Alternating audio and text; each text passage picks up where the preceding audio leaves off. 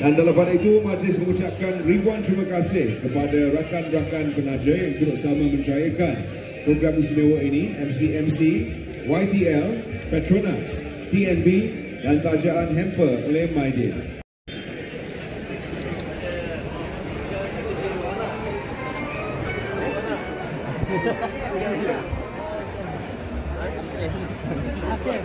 Tinggal di mana?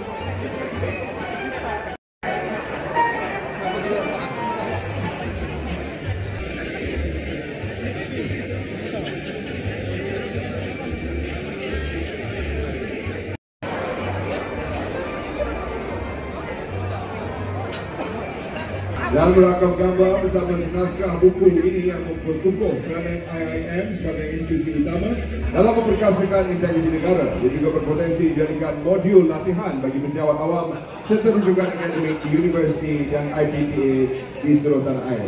Dipersilakan yang sumbangan kepada para penerima yang merupakan warga veteran pengamal media menerusi tabung kasih Hawana yang diwujudkan sempena sambutan Hari Wartawan Nasional 2023.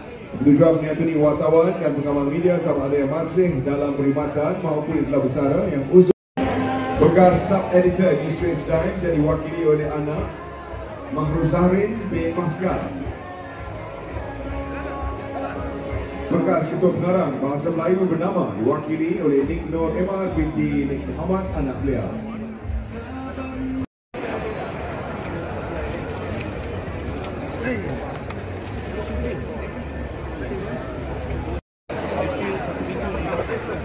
Dapat fokus.